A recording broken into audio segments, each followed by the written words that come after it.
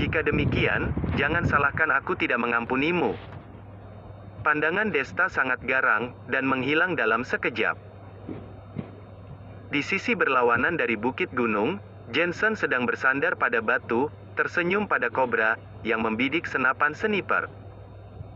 Bos, setelah perperangan sepanjang hari ternyata sekelompok tentara bayaran yang melawan kita. Aku mengira Desta yang berada di sisi berlawanan, sangat penasaran kemana bocah ini mendapatkan begitu banyak senjata. Metode pertempuran tim tentara bayaran ini sedikit akrab, tampaknya merupakan tim yang bernama Violent Tiger. Orang yang mereka lindungi sebelumnya adalah target yang ingin kita Prison Eye bunuh. Pada akhirnya mereka gagal. Tidak hanya target perlindungan mereka berhasil dibunuh oleh kita, bahkan tim mereka juga telah kehilangan banyak anggota hebat, dan dendam ini berasal pada saat itu. Ternyata begitu, jadi mereka juga bukan sengaja ingin membantu Desta ya?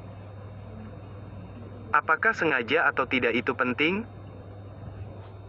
Sebuah niat membunuh melintas di mata Cobra, selama orang tersebut berani berdiri di sisi berlawanan Prison Eye, mereka semua adalah lawan kita. Cukup bunuh mereka semua. Seorang Desta yang kecil, yang memiliki sedikit kepintaran, mengira bahwa dia bisa melawan Prison Eye kita. Haruskah aku memuji dia terlalu naif dan polos? Setelah mengatakan ini, wajah Cobra menyeringai. Ngomong-ngomong, bos, mengapa di sana tidak ada gerakan lagi? Kenneth yang berada di samping melirik ke sisi seberang, dan menemukan bahwa tidak ada gerakan sama sekali, kemudian bertanya dengan curiga. Mungkin mereka sudah pergi. Lagi pula, senjata mereka tidak bisa mengenai kita sama sekali, tetapi senapan sniper bos kita dapat mematikan orang-orang mereka dengan mudah. Jensen tertawa dan berkata dengan bangga. Selain itu, aku sudah merancang berbagai jebakan dan ranjau di sekeliling kita. Tidak peduli dari sudut mana mereka menyerang, mereka pasti akan menyentuh ranjau itu, dan tidak ada yang bisa mengetahui keberadaan kita. Ketika mendengar hal ini, Kenneth menghelakan nafas lega. Pada saat ini, Cobra menyimpan senapan sniper dan mulai mengatakan, kita juga siap-siap boleh pergi. Awalnya target malam ini adalah Desta, tetapi terjadi sedikit masalah. Jika terus bertarung juga tidak ada gunanya, tetapi satu-satunya hasil yang didapatkan adalah asisten Desta yang berada di sampingnya terkena bom sampai mati. Hal ini pasti dapat membuat Desta sangat marah, ya? Tentu saja.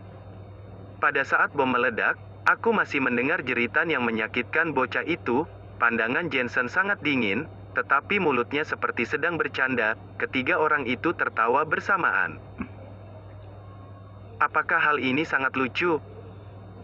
Tepat ketika suara tertawa mereka belum berakhir, terdengar sebuah suara panjang di belakang mereka. Jensen terkejut, tiba-tiba mengeluarkan belati dari pinggangnya, berbalik dan menusuk ke belakang.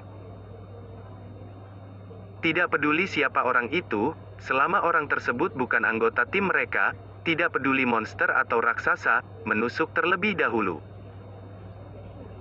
Cang! Suara bentrokan besi yang tajam. Belati Jensen mengenai benda keras, diikuti oleh kekuatan yang besar, langsung memantulkan belatinya. Sebelum dia mengeluarkan pistolnya, pedang dingin itu sudah jatuh di tenggorokannya, dan menyekanya dengan ringan. Engah! Sama seperti bendungan pelepasan banjir, cairan merah tebal menyembur keluar dari tenggorokannya. Jensen mencengkeram lehernya, kedua matanya melotot, dan tidak percaya apa yang terjadi. Dia membuka matanya dengan enggan melihat ke sisi kegelapan, ingin mengetahui siapa yang menyerangnya dari belakang. Tetapi ketika dia melihat wajah pria muda yang dingin itu, dia tertegun. Desta! Desta! Cobra dan Kenneth yang berada di depan, mendengar suara di belakang, mereka segera mengangkat senjata dan berbalik. Mereka tidak melihat jejak Desta, tetapi melihat Jensen telah jatuh di lantai, kedua matanya melotot, dan darah terus mengalir dari tenggorokannya. Jelas, dia sudah mati. Apa yang terjadi? Mata kobra menjadi serius, dia melihat sekeliling tanpa sadar dengan panik. Dia sama sekali tidak menyadari ada seseorang yang sudah mendekatinya. Tidak hanya itu, orang tersebut bahkan dapat membunuh Jensen dengan diam. Perlu diketahui, meskipun Jensen hanyalah seorang pembunuh yang pandai melakukan peledakan, tetapi kemampuan bertarungnya sama kuatnya, bahkan dia ingin mengalahkan Jensen juga membutuhkan banyak usaha. Tetapi pada saat ini, dia bahkan tidak memiliki kesempatan untuk bereaksi dan melawan langsung mati. Siapakah orang yang begitu kuat? Kakak, siapa yang datang? Kenneth juga merasa ketakutan, mendekati kobra tanpa sadar dan berkata. Ternyata keduanya adalah kakak beradik. Karena mereka khawatir lawan mereka akan menemukan kesempatan untuk menahan salah satu dari mereka untuk mengancam yang lain, sehingga keduanya menyembunyikan hubungan ini. Tetapi pada saat ini, Kenneth tidak bisa mengendalikan rasa takut di hatinya, tanpa sadar memanggil sebutan itu. Kobra menelan air ludah, matanya terus memperhatikan sekeliling, dan pada saat yang sama dia menarik Kenneth ke belakangnya, pandangannya sangat tegang. Ternyata kalian juga mempunyai orang yang sangat penting, jadi mengapa kalian dapat merenggut nyawa orang lain dengan sembarangan? Tiba-tiba, terdapat suara yang sangat dingin datang dari atas kepala mereka. Ketika kobra mendongak, dia melihat bayangan orang dari cabang-cabang pohon di atas seperti kilat. Dia secara tidak sadar mengangkat senjatanya untuk menyerang, tetapi dia malah melihat sebuah cahaya bersinar. Seluruh telapak tangan kanannya dan pistolnya semuanya hilang. Darah menyembur keluar dari pergelangan tangan yang patah, seperti lubang mata air, terus mengalir dan tidak bisa berhenti sama sekali. Ah! Rasa sakit melanda, kobra kesakitan hingga berlutut. Sampai saat itu, bayangan itu perlahan muncul di depan mereka, ternyata merupakan Desta yang telah menghilang sebelumnya. Desta. Desta, mengapa kamu? Kenneth menatap pemuda di depannya dan berkata dengan terkejut. Desta meliriknya, tidak berbicara, tetapi menatap kobra dengan tenang. Hal yang paling aku sesali adalah aku tidak membunuh kalian pada saat itu, sehingga memberikan kalian kesempatan untuk melarikan diri dan menyebabkan sobatku terluka. Mengenai hal ini, aku merasa sangat menyesal dan menyalahkan diri sendiri. Desta berkata dengan nada datar. Pada saat yang sama, dia perlahan mendekati kedua kakak beradik kobra dan Kenneth kemudian berkata, untuk menebus rasa bersalah dan menyalahkan diri sendiri ini, aku akan membunuh kalian secara pribadi untuk membalas dendam. Karena kecerobohanku menyebabkan saudara-saudaraku mati, dan Hanta sedang melakukan pertolongan di ruang operasi. Hahaha, Desta, kamu tidak perlu menemukan begitu banyak alasan atas kelakuanmu. Pada saat ini, kobra mengangkat wajahnya yang semakin pucat karena kehilangan banyak darah itu. Berkata, kamu hanya takut mati. Kamu khawatir kami akan terus melukaimu atau melukai orang-orang di sekitarmu saat kami masih hidup. Jangan mengatakan untuk membalas dendam saudaramu, itu semua hanya omong kosong. Apakah ada yang salah dengan takut mati? Desta menyipitkan matanya dan berkata dengan dingin, karena takut mati, sehingga aku mengetahui bahwa hidup ini sangat berharga dan sulit didapatkan, jadi aku harus menghargai kehidupan. Jika bukan karena orang-orang itu yang menggangguku duluan, pada dasarnya aku tidak membunuh orang lain terlebih dahulu. Tapi bagaimana dengan kalian? Desta berjongkok di depan kobra, menatap langsung ke matanya yang penuh kebencian. Kalian hanya demi uang, sehingga merenggut nyawa orang lain dengan sembarangan, tidak peduli siapakah orang itu. Apakah dia mempunyai orang yang dia peduli? Apakah dia Chin? Menggerutu. Badan kobra pindah dalam sekejap, kepalanya berguling-guling di tanah untuk jarak yang jauh, matanya masih melotot, jelas dia tidak percaya dengan kekuatan Desta. Kenneth tertegun, dia masih menyusut di belakang mayat kobra tanpa kepala, wajahnya dipenuhi dengan semburan darah segar. Tetapi dia tidak pingsan, karena dia merupakan seorang pembunuh, sudah banyak melihat adegan seperti itu. Dia mengeluarkan senyum paksa di wajahnya, kemudian mengulurkan tangan dan menarik resleting jaket kulitnya. Tiba-tiba, sebuah pemandangan menggoda yang membuat semua pria tidak bisa mengendalikan diri muncul di depan Desta. Chu. Tuan Chu, selama kamu bersedia melepaskanku, aku akan menjadi milikmu malam ini. Aku memiliki banyak teknik, pasti akan memberimu pengalaman yang belum pernah terjadi sebelumnya. Apakah kamu ingin mencobanya? Wajah Kenneth masih dipenuhi dengan darah abangnya. Saat ini dia menyanjung dan tersenyum pada Desta, musuh yang membunuh abangnya. Desta menyeringai, menunjukkan senyum dingin. Dia mengulurkan tangannya ke depan, langsung memegangnya, dan bergerak dengan kuat. Tiba-tiba mata Kenneth menjadi mempesona, wajahnya memerah, dan mengeluarkan suara desahan napas dari mulutnya.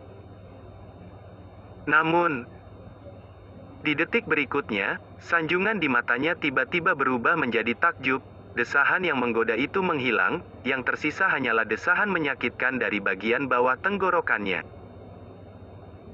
Hanya melihat belati telah tertancap di dadanya, dan darah terus mengalir keluar dari kedua sisi belati. Apakah beberapa kali kamu berhasil melarikan diri menggunakan trik ini? Desta menatapnya dengan dingin, dan berkata sambil tersenyum. Maaf ya, dari segi penampilan atau temperamen, wanitaku jauh lebih cantik dibandinganmu, jadi aku tidak punya perasaan terhadap godaanmu. Pergi menemani kakakmu, jangan membuatnya menunggu. Setelah mengatakan, Desta mengulurkan telapak tangan kanannya ke depan, dan menarik belati keluar dengan suara pop dan menusuk ke batang pohon di belakang Kenneth. Pisau tertusuk setengah ke dalam, seluruh pohon gemetar di bawah kekuatan yang menakutkan. Kenneth benar-benar sudah tidak bernapas lagi. Setelah mengkonfirmasi bahwa mereka bertiga benar-benar sudah mati, Desta bersiap untuk pergi. Sebelum pergi, dia melirik ke arah tertentu di belakangnya, kemudian dengan jari-jari kakinya menyentuh tanah dengan ringan, seluruh orangnya menghilang. Di sisi tersembunyi, sesosok orang yang memakai jubah hitam sedikit bergetar. Beberapa saat kemudian, dia memastikan bahwa Desta tidak datang. Kemudian mengeluarkan alat komunikasi yang berbentuk aneh dari sakunya, dan menelepon sebuah nomor.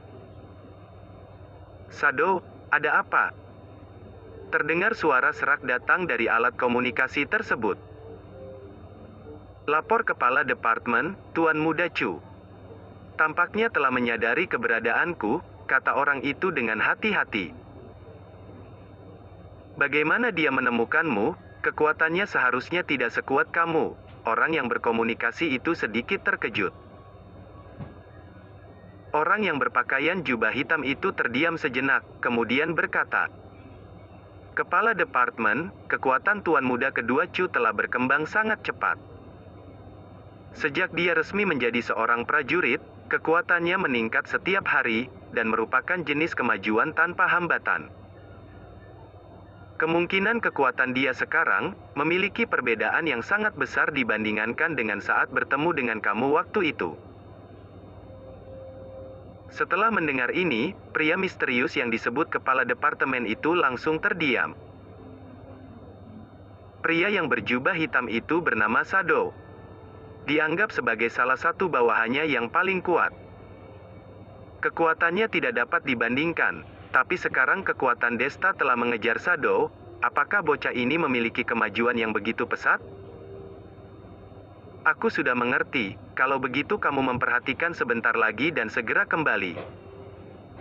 Kemungkinan sekarang dia sudah tidak perlu kamu melindunginya secara diam-diam lagi, kata kepala departemen itu. Baik. Shadow mengangguk dan menutup telepon. Setelah itu, dia perlahan menghilang di tempat, seolah-olah tidak pernah muncul. Di sisi lain, Desta telah kembali ke rumah sakit. Kebetulan Gaius keluar dari dalam, dan memegang telepon dengan ekspresi cemas. Gaius, bagaimana situasinya?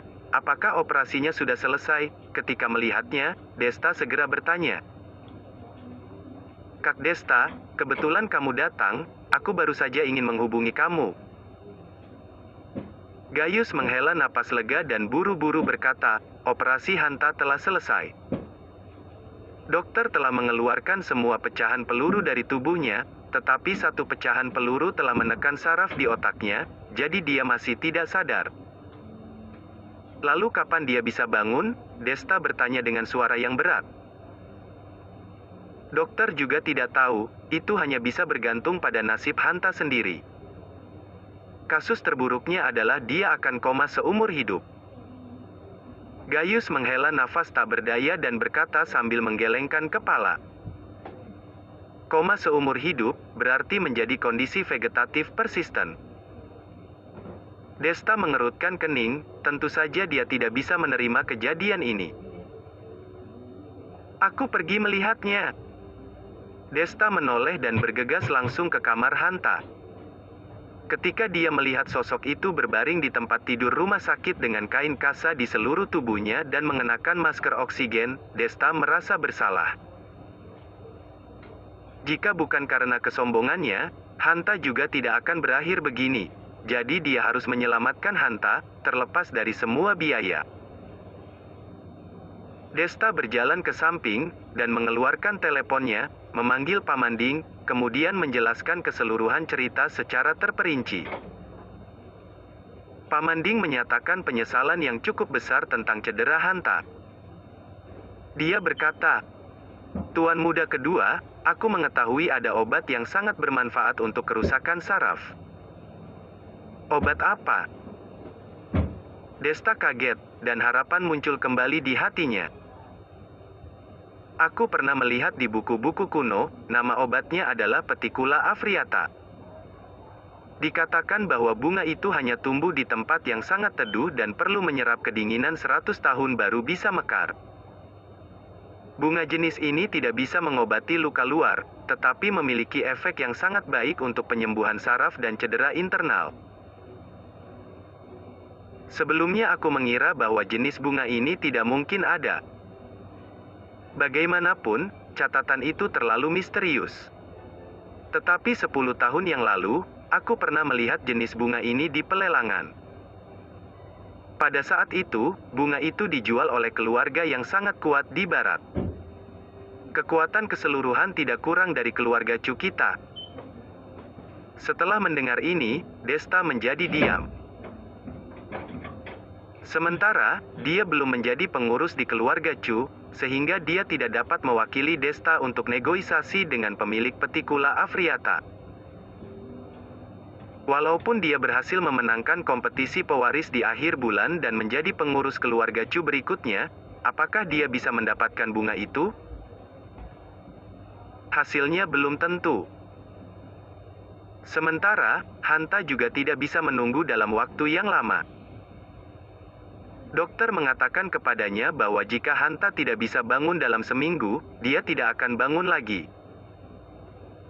Tuan Muda Kedua, kamu tidak perlu terlalu khawatir. Aku mengatakan hal ini hanya untuk menjelaskan nilai bunga ini. Mengenai bunga ini, 3 hari kemudian, ada lelang kelas atas di kota timur, dan bunga ini akan dilelang. Tepat ketika Desta merasa putus asa, suara Pamanding terdengar lagi. Pada saat ini, Desta memiliki dorongan ingin memukuli orang tua itu. Kapan orang tua ini belajar berbicara setengah-setengah, membuatnya sangat cemas. Aku sudah tahu, aku akan segera berangkat. Aku pasti akan mendapatkan bunga ini, kata Desta dengan nada yang sangat tegas di telepon, tak orang tua, istri dan anak. Kalian hanya memikirkan untuk membunuhnya dengan pisau atau tembakan, kemudian mengambil uang itu dan pergi begitu saja. Oh, keegoisan yang menjijikkan. Jadi, apakah kamu masih ingin menjadi Tuhan yang dapat memperbaiki kami para pembunuh, dan kasihan dengan orang yang tak bersalah? Kobra mencibir sinis. Seketika Desta menjadi diam, kemudian berkata, "Mungkin aku pernah berpikir tindakan naif seperti ini sebelumnya.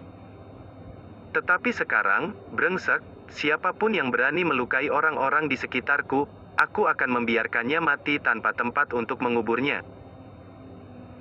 Aku ingin menjadi iblis." Setelah mengatakan, Desta melambaikan tangan kanannya, dan cahaya yang mengerikan tiba-tiba muncul, menggerutu. Badan kobra pindah dalam sekejap, kepalanya berguling-guling di tanah untuk jarak yang jauh, matanya masih melotot, jelas dia tidak percaya dengan kekuatan Desta. Kenneth tertegun, dia masih menyusut di belakang mayat kobra tanpa kepala, wajahnya dipenuhi dengan semburan darah segar. Tetapi dia tidak pingsan, karena dia merupakan seorang pembunuh, sudah banyak melihat adegan seperti itu. Dia mengeluarkan senyum paksa di wajahnya, kemudian mengulurkan tangan dan menarik resleting jaket kulitnya. Tiba-tiba, sebuah pemandangan menggoda yang membuat semua pria tidak bisa mengendalikan diri muncul di depan Desta. "Chu. Tuan Chu, selama kamu bersedia melepaskanku, aku akan menjadi milikmu malam ini. Aku memiliki banyak teknik, pasti akan memberimu pengalaman yang belum pernah terjadi sebelumnya. Apakah kamu ingin mencobanya?" Wajah Kenneth masih dipenuhi dengan darah abangnya. Saat ini dia menyanjung dan tersenyum pada Desta, musuh yang membunuh abangnya. Desta menyeringai, menunjukkan senyum dingin. Dia mengulurkan tangannya ke depan, langsung memegangnya, dan bergerak dengan kuat. Tiba-tiba mata Kenneth menjadi mempesona, wajahnya memerah, dan mengeluarkan suara desahan napas dari mulutnya. Namun, di detik berikutnya, sanjungan di matanya tiba-tiba berubah menjadi takjub. Desahan yang menggoda itu menghilang, yang tersisa hanyalah desahan menyakitkan dari bagian bawah tenggorokannya. Hanya melihat belati telah tertancap di dadanya, dan darah terus mengalir keluar dari kedua sisi belati. "Apakah beberapa kali kamu berhasil melarikan diri menggunakan trik ini?" Desta menatapnya dengan dingin, dan berkata sambil tersenyum. "Maaf ya, dari segi penampilan atau temperamen, wanitaku jauh lebih cantik dibandinganmu, jadi aku tidak punya perasaan terhadap godaanmu. Pergi menemani kakakmu, jangan membuatnya menunggu." Setelah mengatakan, Desta mengulurkan telapak tangan kanannya ke depan, dan menarik belati keluar dengan suara pop dan menusuk ke batang pohon di belakang Kenneth. Pisau tertusuk setengah ke dalam, seluruh pohon gemetar di bawah kekuatan yang menakutkan. Kenneth benar-benar sudah tidak bernapas lagi. Setelah mengkonfirmasi bahwa mereka bertiga benar-benar sudah mati, Desta bersiap untuk pergi. Sebelum pergi, dia melirik ke arah tertentu di belakangnya, kemudian dengan jari-jari kakinya menyentuh tanah dengan ringan, seluruh orangnya menghilang. Di sisi tersembunyi, sesosok orang yang memakai jubah hitam sedikit bergetar. Beberapa saat kemudian, dia memastikan bahwa Desta tidak datang, kemudian mengeluarkan alat komunikasi yang berbentuk aneh dari sakunya, dan menelepon sebuah nomor. "Sado, ada apa?" Terdengar suara serak datang dari alat komunikasi tersebut. "Lapor Kepala Departemen, Tuan Muda Chu. Tampaknya telah menyadari keberadaanku," kata orang itu dengan hati-hati. "Bagaimana dia menemukanmu? Kekuatannya seharusnya tidak sekuat kamu." Orang yang berkomunikasi itu sedikit terkejut. Orang yang berpakaian jubah hitam itu terdiam sejenak, kemudian berkata, "Kepala Departemen, kekuatan Tuan Muda Kedua Chu telah berkembang sangat cepat. Sejak dia resmi menjadi seorang prajurit, kekuatannya meningkat setiap hari, dan merupakan jenis kemajuan tanpa hambatan. Kemungkinan kekuatan dia sekarang memiliki perbedaan yang sangat besar dibandingkan dengan saat bertemu dengan kamu waktu itu. Setelah mendengar ini, pria misterius yang disebut kepala departemen itu langsung terdiam. Pria yang berjubah hitam itu bernama Shadow. Dianggap sebagai salah satu bawahannya yang paling kuat. Kekuatannya tidak dapat dibandingkan, tapi sekarang kekuatan Desta telah mengejar Shadow. Apakah bocah ini memiliki kemajuan yang begitu pesat? Aku sudah mengerti, kalau begitu kamu memperhatikan sebentar lagi dan segera kembali. Kemungkinan sekarang dia sudah tidak perlu kamu melindunginya secara diam-diam lagi, kata kepala departemen itu. Baik. Shadow mengangguk dan menutup telepon. Setelah itu, dia perlahan menghilang di tempat, seolah-olah tidak pernah muncul. Di sisi lain, Desta telah kembali ke rumah sakit. Kebetulan Gaius keluar dari dalam, dan memegang telepon dengan ekspresi cemas. Gaius, bagaimana situasinya? Apakah operasinya sudah selesai? Ketika melihatnya, Desta segera bertanya. Kak Desta, kebetulan kamu datang, aku baru saja ingin menghubungi kamu. Gaius menghela napas lega dan buru-buru berkata, operasi Hanta telah selesai. Dokter telah mengeluarkan semua pecahan peluru dari tubuhnya, tetapi satu pecahan peluru telah menekan saraf di otaknya, jadi dia masih tidak sadar. Lalu kapan dia bisa bangun? Desta bertanya dengan suara yang berat. Dokter juga tidak tahu, itu hanya bisa bergantung pada nasib Hanta sendiri. Kasus terburuknya adalah dia akan koma seumur hidup. Gaius menghela nafas tak berdaya dan berkata sambil menggelengkan kepala. Koma seumur hidup berarti menjadi kondisi vegetatif persisten. Desta mengerutkan kening, tentu saja dia tidak bisa menerima kejadian ini. Aku pergi melihatnya. Desta menoleh dan bergegas langsung ke kamar Hanta. Ketika dia melihat sosok itu berbaring di tempat tidur rumah sakit dengan kain kasa di seluruh tubuhnya dan mengenakan masker oksigen, Desta merasa bersalah. Jika bukan karena kesombongannya, Hanta juga tidak akan berakhir begini. Jadi dia harus menyelamatkan Hanta, terlepas dari semua biaya. Desta berjalan ke samping, dan mengeluarkan teleponnya, memanggil Pamanding, kemudian menjelaskan keseluruhan cerita secara terperinci. Pamanding menyatakan penyesalan yang cukup besar tentang cedera Hanta. Dia berkata, Tuan muda kedua, aku mengetahui ada obat yang sangat bermanfaat untuk kerusakan saraf. Obat apa? Desta kaget, dan harapan muncul kembali di hatinya. Aku pernah melihat di buku-buku kuno, nama obatnya adalah Peticula afriata. Dikatakan bahwa bunga itu hanya tumbuh di tempat yang sangat teduh dan perlu menyerap kedinginan 100 tahun baru bisa mekar. Bunga jenis ini tidak bisa mengobati luka luar, tetapi memiliki efek yang sangat baik untuk penyembuhan saraf dan cedera internal. Sebelumnya aku mengira bahwa jenis bunga ini tidak mungkin ada. Bagaimanapun, catatan itu terlalu misterius. Tetapi 10 tahun yang lalu, aku pernah melihat jenis bunga ini di pelelangan. Pada saat itu, bunga itu dijual oleh keluarga yang sangat kuat di barat. Kekuatan keseluruhan tidak kurang dari keluarga Chu kita. Setelah mendengar ini, Desta menjadi diam. Sementara, dia belum menjadi pengurus di keluarga Chu, sehingga dia tidak dapat mewakili Desta untuk negosiasi dengan pemilik Peticula afriata.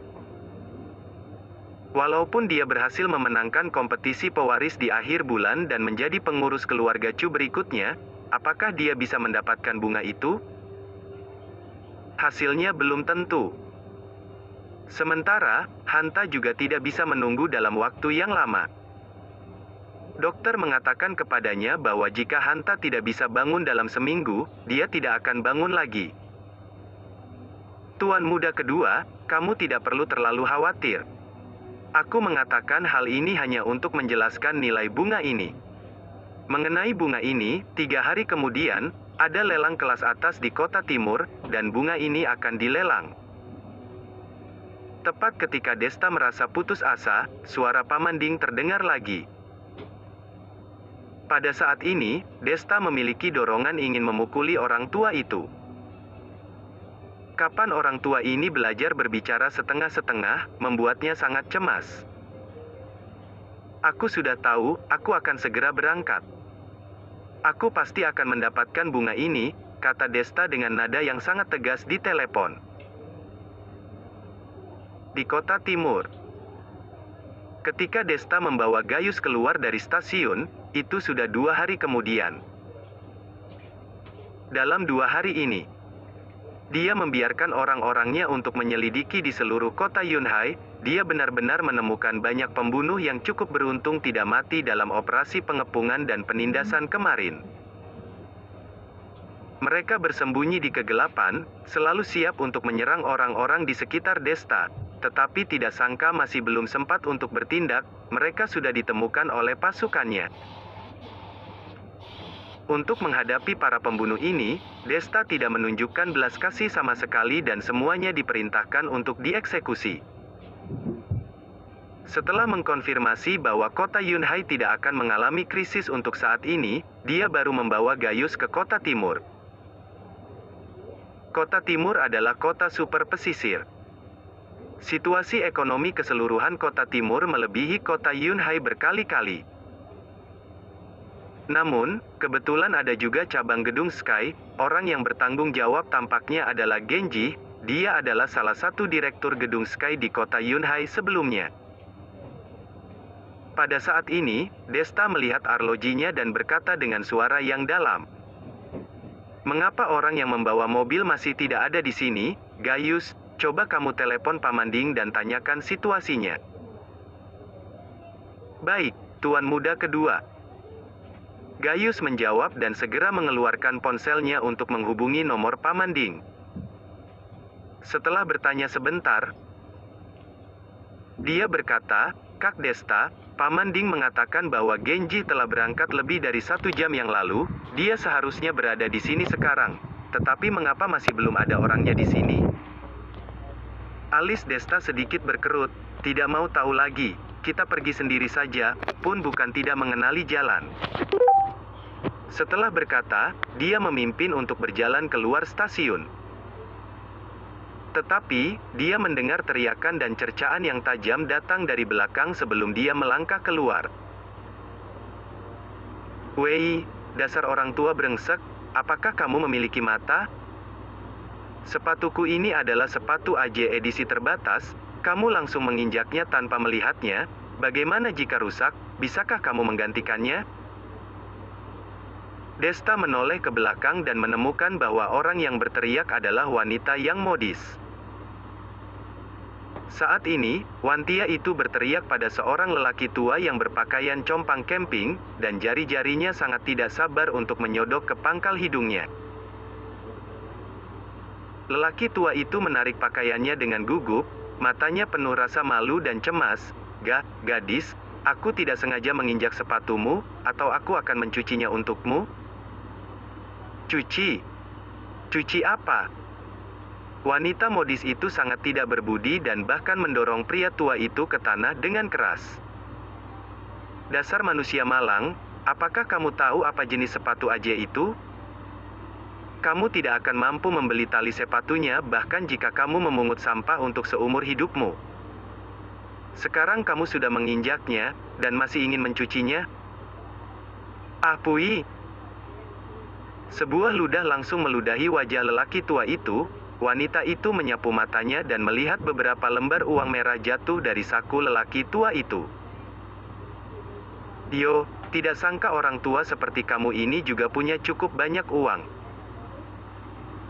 Wanita modis itu mencibir, membungkuk untuk mengambil uang pria tua itu, dan langsung meremasnya menjadi bulat untuk memoles sepatunya. Jangan, itu uang pengobatan yang kuberikan pada istriku untuk mengobati penyakitnya, kamu jangan meng. Hancurkannya. Mata lelaki tua itu tiba-tiba berubah, dan dia segera berlutut dan memohon dengan keras. Tapi mata wanita modis itu semakin meremehkannya. Ketika lelaki tua itu ingin mendekatinya untuk menghentikannya, tetapi dia malah menendang lelaki tua itu dengan keras, hingga lelaki tua itu jatuh ke tanah. Melihat adegan ini, semua orang yang lewat di sekitar pun mulai marah. "Woi, kenapa kamu seperti ini? Dia pun hanya sekedar menginjak sepatumu, mengapa kamu harus memukuli dan memarahinya?" Tanda seru petik 2. "Iya, kamu masih menggunakan uangnya orang lain untuk memoles sepatu. Apakah sepatumu ini terbuat dari emas? Cepat minta maaf, dan mengangkat." Pria tua berdiri. "Kalau tidak, jangan salahkan kami bersikap kasar kepadamu." Kerumunan mengepung wanita modis itu, menunjuknya dan memarahinya. Melihat amarah di kerumunan, wanita modis itu tidak panik sama sekali. Dia memeluk dadanya dan menatap orang-orang dan berkata dengan dingin, "Kalian siapa? Apakah kalian pantas bicara denganku seperti ini? Kalian tahu siapa aku? Tidak peduli siapa kamu, kamu tidak boleh memperlakukan orang lain seperti ini. Seseorang mengatakan sesuatu yang adil. Apa yang kalian ketahui? Aku bukan orang dari negara samar kalian ini. Aku orang Tionghoa asing yang kembali dari luar negeri. Kalian masih berani berbicara kepadaku dengan nada ini? Dasar sekelompok paria." Wanita modis itu menghina, rasa jijik di matanya semakin kuat. Setelah berkata, dia mengambil beberapa lembar uang dari lelaki tua itu lagi dan meremasnya menjadi bulat untuk memoles sepatunya. Orang sekitar tidak bisa menahan lagi, dan bersiap untuk beraksi, tetapi malah ditahan oleh beberapa orang yang mengenali identitas wanita itu. "Mengapa kalian menghentikanku? Kamu tenang dulu, identitas wanita ini tidak sederhana. Dia bukan hanya orang Tionghoa asing, tetapi juga adik perempuan Bos Jiang." "Bos Jiang, yang kamu bicarakan itu, tidak heran dia berani begitu sombong." Setelah mengetahui identitas wanita itu, orang-orang di sekitar satu persatu marah tetapi tidak berani berbicara, hanya bisa dengan enggan menatapnya. Sudut mulut wanita itu naik terangkat. Secara alami, dia mendengar komentar orang-orang itu tentang identitasnya. Lelucon semacam apa ini? Jika tidak ada latar belakang yang berkuasa, akankah dia berani begitu sombong? Tepat ketika ingin mengambil selembar uang dari tangan lelaki tua itu, sesosok tubuh tiba-tiba mendatanginya. Wanita modis itu kesal karena seseorang berani menghalangi pandangannya dan bersiap untuk memarahinya. Tetapi pihak lain tiba-tiba mengangkat kakinya dan menginjak sepasang sepatu acnya yang lebih berharga daripada kehidupan manusia itu. "Ah!" Wanita modis itu berteriak keras, dan rasa sakit dari belakang kakinya mengubah wajahnya yang belum lama menjalani operasi plastik menjadi sebuah pepaya. "Kamu, dasar sialan kamu ini cari mati!"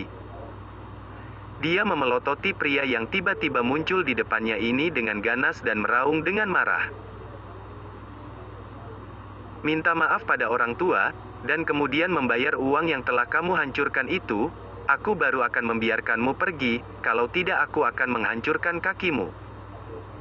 "Jika kamu tidak percaya, coba saja," pria itu berkata dengan dingin. "Kamu siapa? Bahkan layak untuk mengajariku cara berperilaku?" Mata wanita itu merah dan dia berkata dengan marah, "Jika kamu memiliki kemampuan, sebutkan namamu, aku tidak akan membiarkanmu keluar dari stasiun ini."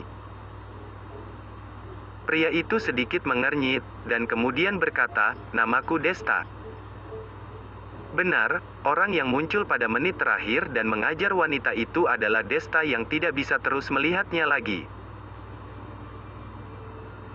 Sejak kecil, dia belum pernah bertemu dengan orang yang begitu sombong, belum lagi orang Tionghoa asing yang dia bilang itu. Kenapa? Memangnya orang Tionghoa asing lebih kuat dari orang Tionghoa dalam negeri? Desta, kan? Aku ingat namamu, kamu tunggu saja. Setelah berkata, dia mengeluarkan ponselnya dari sakunya dan ingin menelepon seseorang. Desta tidak punya waktu untuk berdebat dengannya lagi. Dia menamparkan wajah wanita itu dan wajahnya menjadi merah dan bengkak. Pada saat yang sama, ponselnya juga hancur karena tamparan Desta dan terbang kemana-mana. Kakinya dengan kuat menginjaknya lagi, wanita modis itu kembali mengeluarkan jeritan keras. Beberapa orang dengan pendengaran yang baik bahkan mendengar suara klik-klik dari tulang kaki wanita. Aku salah, kamu cepat lepaskan aku, kakiku benar-benar akan patah. Wanita itu langsung pasrah, wajahnya yang menangis penuh dengan air mata, dan seluruh wajahnya menjadi lebih mengerikan. Minta maaf, kembalikan uangnya. Desta berkata dengan dingin. Wanita itu tidak berani menunda, jadi dia meminta maaf kepada lelaki tua itu dengan tergesa-gesa, dan mengambil setumpuk uang dari tas dan meletakkannya di depan lelaki tua itu.